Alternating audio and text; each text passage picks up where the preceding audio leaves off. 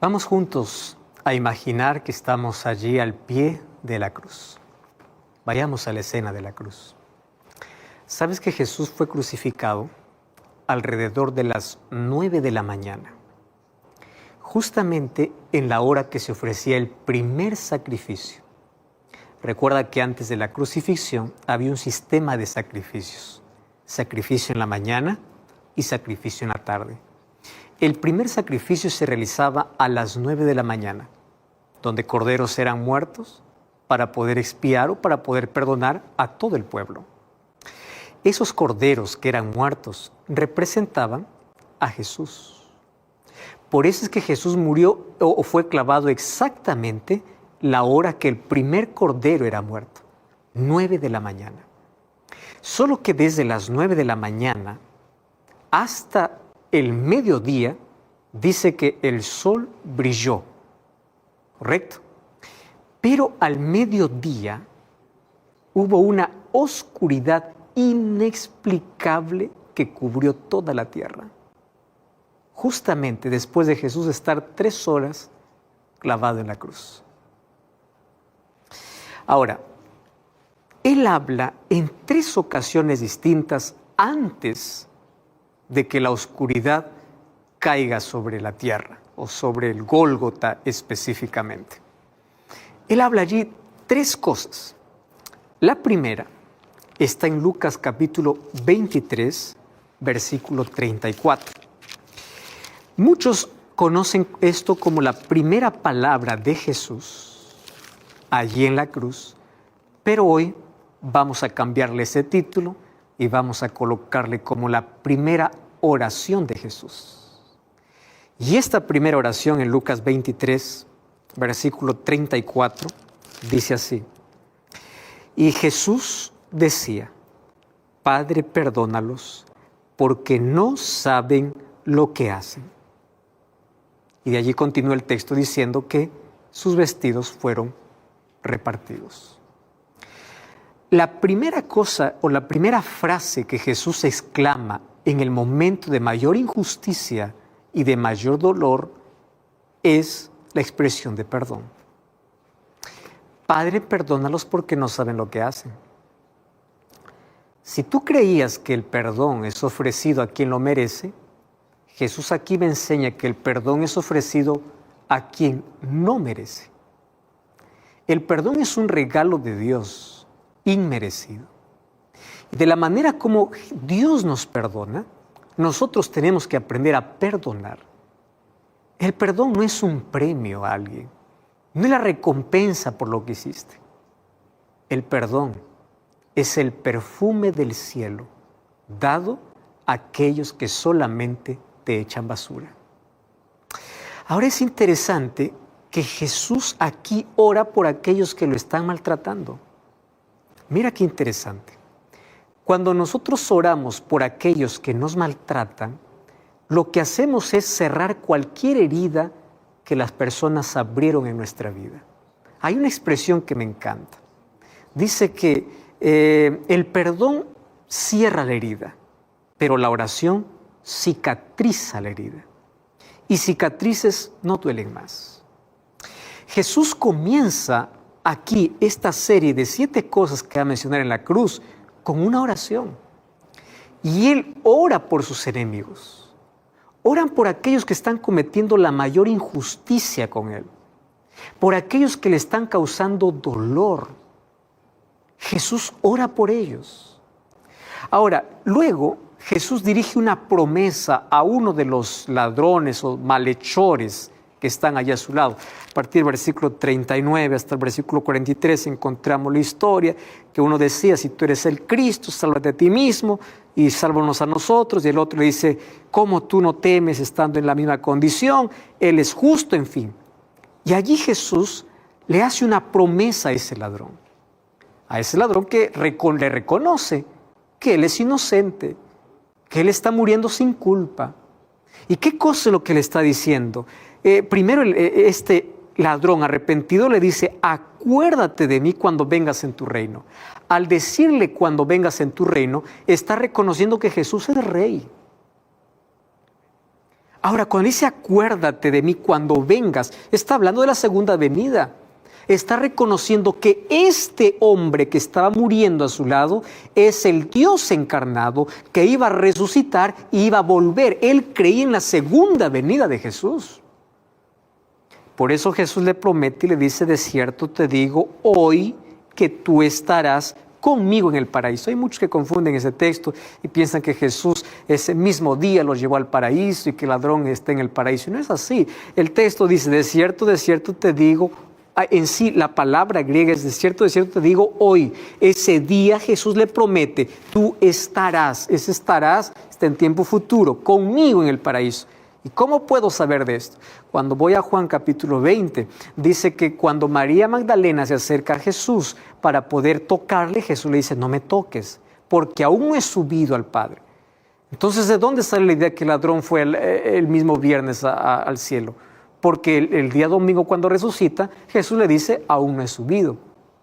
¿Comprendes? Entonces la promesa Jesús hizo en ese día a un pecador arrepentido. Fíjate la conexión que hay entre la primera palabra y la segunda.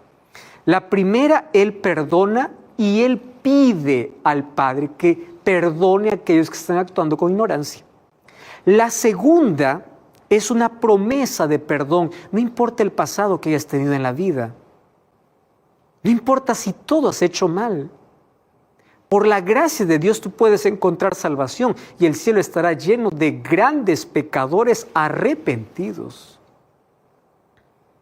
Ahora fíjate, ¿cuántos de los fariseos que practicaban todo, los ritos, ceremonias y la ley, estarán perdidos? Y este ladrón estará en el cielo. Con esto no significa que tú vas a hacer todo lo que quieras en la vida, porque al final la salvación está garantizada para ti. La salvación está garantizada para aquel que se arrepiente de corazón. Hay algunas personas que dicen, yo me arrepentiré cuando voy a morir, ahí voy a pedir perdón. Número 1, ¿cómo sabes que va a haber un arrepentimiento sincero? Número 2, ¿cómo sabes en qué circunstancias vas a morir? ¿Cómo sabes si te va a dar tiempo para arrepentirte? Hay situaciones específicas donde las personas cuando están muriendo piden perdón y Dios los salva, claro que sí. Pero también Dios quiere evitarnos las heridas que el pecado nos deja, las marcas que el pecado nos deja. Él tuvo que morir pagando la consecuencia de su pecado, aun cuando al final encontró la salvación. Pero ahí está la promesa para, no importa aquel que ha caído en lo profundo de la vida, hay oportunidad, hay esperanza.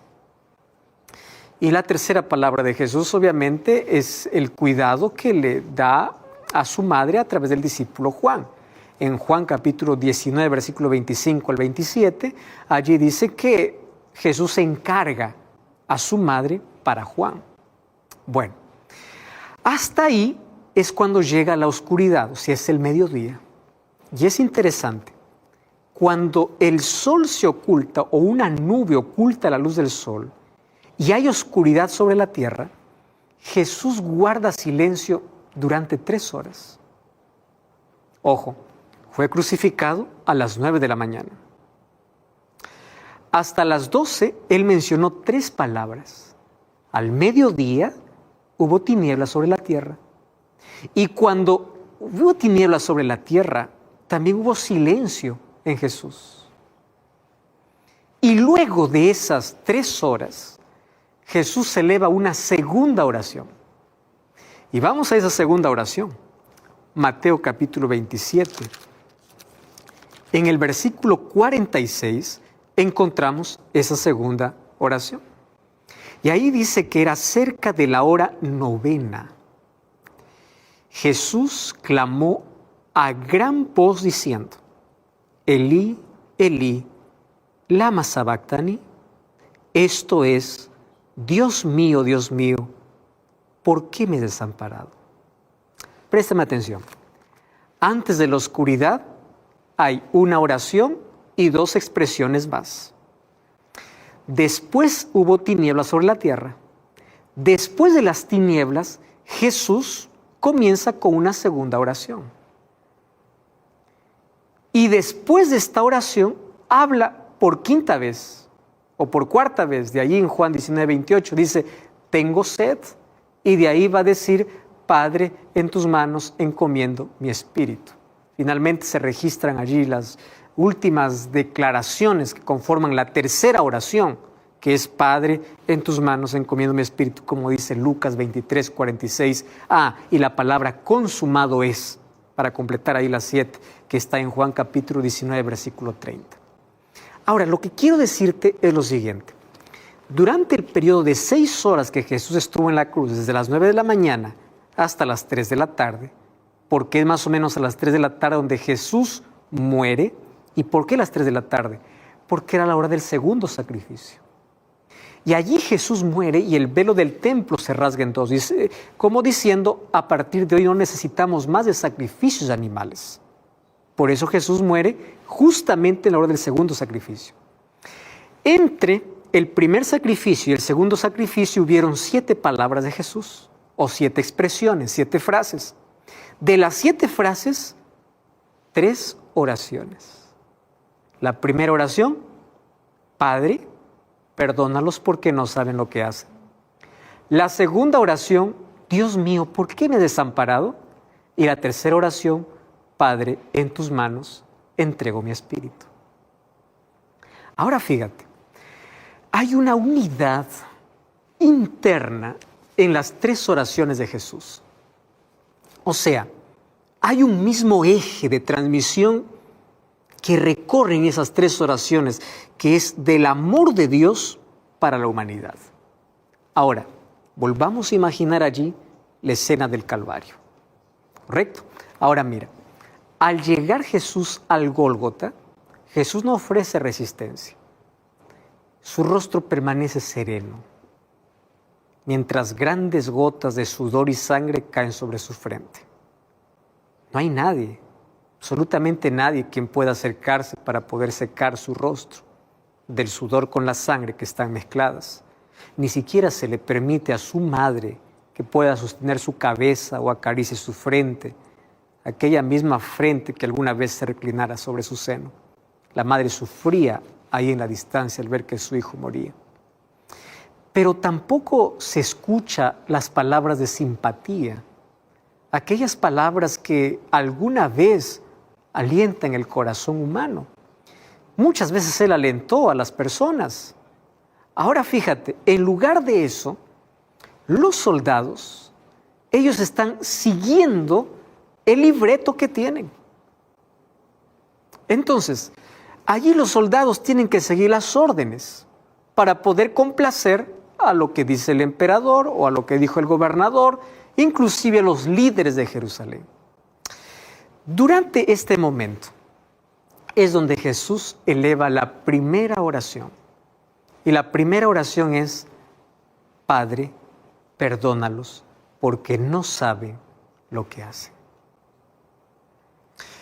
Su mente se aparta de su propio sufrimiento para pensar en aquellos que le estaban haciendo daño. ¿Tú estás entendiendo esto? Mientras Jesús sufría, en lugar de pensar en su dolor, se preocupaba aún en su sufrimiento por las personas que inclusive no estaban pasando por dolor, por aquellos que le estaban crucificando. En lugar de poder lamentar y quejar la injusticia que está recibiendo, Él comienza a mirar con amor y compasión a aquellos que le están maltratando. ¡Qué escena!, ¿verdad? Jesús no maldice a los soldados que lo maltratan con ferocidad. Jesús tampoco está invocando venganza allí sobre los sacerdotes y principales allí que se están regocijando por haber logrado su propósito. Jesús pudo haber dicho: Señor, castiga a cada uno por las cosas que están haciendo. No entienden que yo estoy haciendo algo en su favor y ellos lo que están haciendo conmigo es esto. ¿Tú puedes tomar en cuenta todo lo que están haciendo? No. Todo lo contrario que nosotros hacemos cuando nos sentimos lastimados. Porque cuando nos sentimos lastimados por personas, lo que más anhelamos es que Dios registre esa acción y la otra persona sea castigada el doble de aquello que nos ha hecho sufrir. Pero Jesús hace todo lo contrario. Lo que Cristo hace es compadecerse ¿Y sabes por qué se compadece? Por su ignorancia. Por la ignorancia de aquellos que estaban haciendo y no entendían ni lo que hacían. Me llama tanto la atención. Jesús le dice, Padre, perdónalos porque no saben lo que hacen. ¿Qué significan estas palabras? ¿Qué sentido tiene esta ignorancia? Ellos no saben, o sea, son ignorantes de lo que están haciendo. Tú sabes que el apóstol Pedro también usó el argumento de Jesús cuando se dirigió a la multitud para poder explicar la causa por el cual Jesús había sufrido tanto tormento. Y en Hechos capítulo 3, versículo 17 y versículo 18, dice así, mas ahora, hermanos, yo sé que por ignorancia lo habéis hecho, como también vuestros gobernantes. Pero Dios ha cumplido así lo que había antes anunciado por boca de todos los profetas, que su Cristo había de padecer. Qué interesante. Jesús dice, Padre, perdónalos porque son ignorantes. El apóstol Pedro, cuando habla su sermón de arrepentimiento para todas las personas que están escuchando, le dicen, por ignorancia lo hicieron. Mira lo que es interesante entender aquí. Dios perdona nuestros tiempos de ignorancia. Lo que no puede perdonar son nuestros actos. Él perdona incluso nuestros pecados conscientes. El problema acontece cuando nosotros conocemos y tenemos la luz, sabemos lo que tenemos que hacer, no somos más ignorantes y rechazamos la luz y persistimos en la oscuridad. El libro de Juan capítulo 3, Jesús cuando explica a Nicodemo le dice, la condenación vino al mundo porque esta gente amó más las tinieblas que la luz, despreciaron la luz. Por ignorancia ellos están haciendo lo que están haciendo porque no entienden. Pero hoy todavía habrán personas ignorantes. Hay tantas personas que hoy dicen ser ignorantes pero tienen todo el conocimiento. Claro. Porque la tecnología se ha encargado de poder llevar el mensaje a cada persona. Tú has tenido contacto con algún libro, con la Biblia, con tu familia que es cristiana. O sea, ya aquella ignorancia pasó.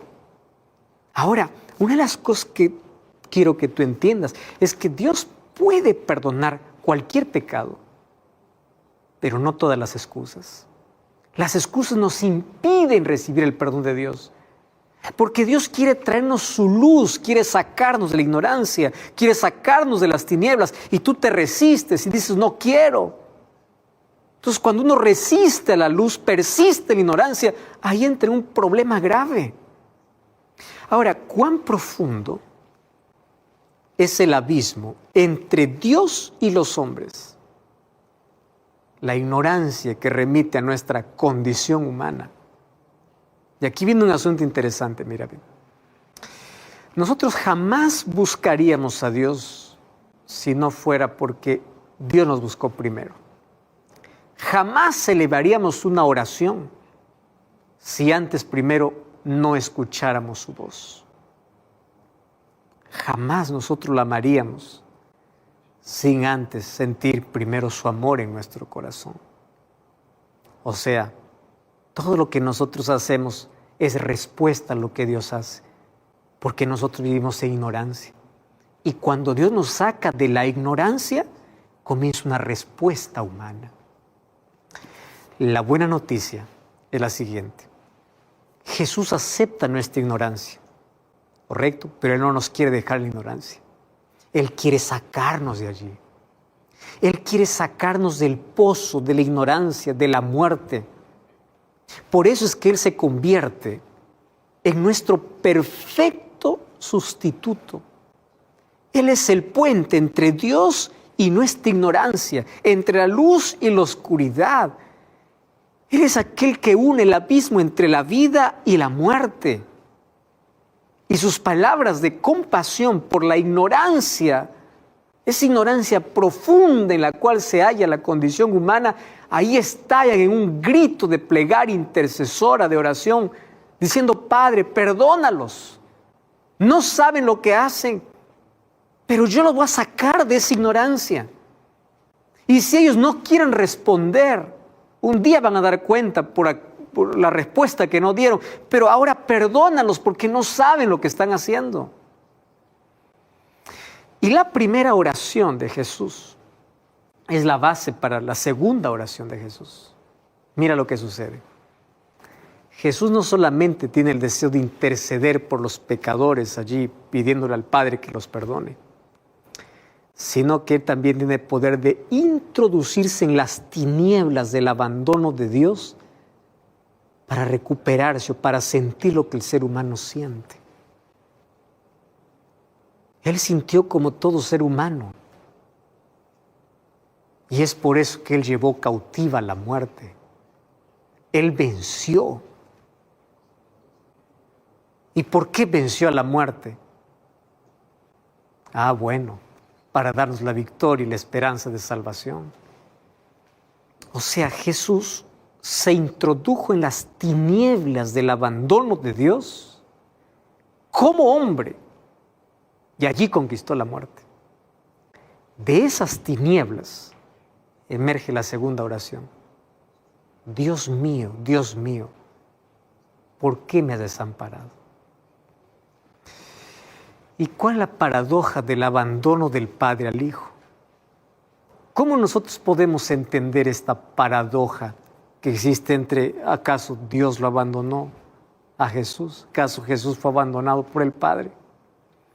Fíjate lo que sucede. Mateo registra el silencio y la oscuridad por lo menos por 3 horas, desde el mediodía hasta las 3 de la tarde. Ahora, nosotros no sabemos qué cosa es lo que sucedió debajo de ese velo de tinieblas.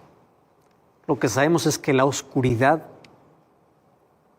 veló la agonía ante los ojos de la humanidad por toda aquella crueldad humana que habían hecho con Jesús. El Padre cubrió los cielos en señal de luto. Ahora imagina la escena. Jesús está casi muerto. Y allí cuando de pronto un clamor con un quejido rompe el silencio de aquella noche oscura, de aquella espesa oscuridad. Y las palabras son insuficientes para poder ilustrar esa paradójica emoción. Esa paradójica emoción que está ahí entre la confianza y la sensación de abandono. Porque Jesús siente que el Padre lo ha dejado. Pero Él se aferra a Él. Y ahí está la paradoja, ¿verdad?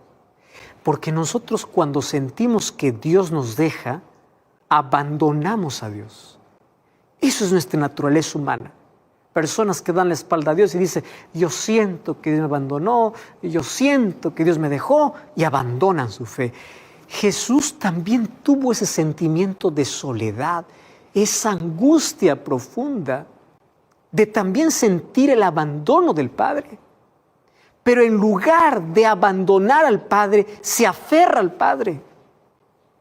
¿Cómo se llama eso? Fe. Y su fe ahí como hombre, no como Dios, sino como hombre, alcanza su clímax en esa hora suprema, cuando allí está cargado de una misteriosa carga del pecado y siente el abandono del Padre. Por eso es que él logra exclamar en agonía, Dios mío. ¿Entiende la relación? Dios mío, él se sigue aferrando. Yo no entiendo lo que está pasando, pero tú sigues siendo Dios, tú sigues teniendo el control. Aun cuando no te sienta, tú eres mío, tú eres mi Dios, yo me aferro a ti. Y esta es la paradoja de la oración de Jesús. Jesús siente el abandono, pero Él se aferra al Padre, porque sabe que aunque Él sienta, Él tiene que seguir creyendo que el Padre nunca lo abandonó. Eso es lo que necesitamos aprender. Porque a menudo los seres humanos confiamos más en nuestros sentimientos y abandonamos la fe. Hay personas que dicen, yo siento. Jesús mismo sintió. El asunto es entre nuestros sentimientos y nuestra confianza. ¿Qué cosa es lo que tiene que sobresalir? Nuestra confianza en Dios. La vida cristiana no es una vida de sentimientos, es una vida de fe. El justo por la fe vivirá. Es continuar en la vida, aun cuando no tengo todas las respuestas. Es avanzar, es confiar, aun cuando no lo entienda todo. Es continuar sabiendo que Dios está al control de todo, aun cuando no entienda lo que sucede. Es aferrarme a Él en la hora de más densa oscuridad, aun cuando solamente escuche silencio, cuando quiere escuchar respuestas. Es decir, Dios mío, tú sigues siendo mi Dios, aun cuando mis sentimientos digan que estoy abandonado, yo sigo creyendo que tú estás. En esa hora terrible, Jesús lleva en su propia conciencia el máximo castigo, que es la separación de Dios, que es la muerte definitiva o la segunda muerte, como dice Apocalipsis 26. Te voy a explicar por qué. Si la muerte de Cristo hubiera sido como la muerte de cualquier otro ser humano, hubiese sido como la muerte de un mártir, sin la conciencia del abandono de Dios. Su muerte no habría sido consecuencia como consecuencia de los pecados de los hombres. Y su muerte tampoco hubiese sido eficaz para poder salvar a toda la humanidad. Jesús en la cruz estaba cargando el pecado y el peso de la humanidad, y Él experimentó la segunda muerte, la muerte del abandono, la muerte que pasarán aquellos que no aceptaron su sacrificio. Y es por eso que Él se sintió abandonado por el Padre para sufrir el mayor castigo. Sufrió la segunda muerte que el ser humano debería pasar, la muerte eterna. ¿Y sabes para qué? Para que nosotros jamás nos sintamos abandonados por Él. Por eso es que Él experimentó lo que nosotros tendríamos que pasar. Por eso es que Él entiende nuestro dolor, nuestra angustia. Y Él entiende cuando incluso de nuestros labios sale aquella súplica: Dios mío, ¿dónde estás? ¿Por qué permites esto?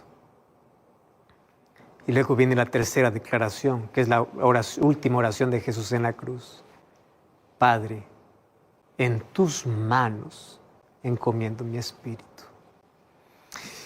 Y sabes que luego registra Juan las palabras que Jesús dice: consumado es, que eso conforma también la última oración de Jesús. Padre, en tus manos entrego, todo está terminado, todo está consumado. Esta expresión revela que su muerte fue una elección. Jesús no murió porque su cuerpo desfalleció ante el castigo físico. Él murió porque escogió, y escogió porque te amó. Y con esta última oración, Jesús se convierte en la oración perfecta, en la oración de amor, el amor consumado en la cruz, pero también en ese constante llamamiento divino a nuestro corazón para que su sacrificio no sea en vano. Jesús murió por todos, pero no todos se van a salvar. ¿Por qué razón? Porque no todos aceptan su sacrificio. En ese sentido, todo el plan de salvación es la oración de Dios por el hombre a lo largo de la historia para que el ser humano acepte su amor. El dolor lleva consigo su propio consuelo. Así como la tristeza por la muerte lleva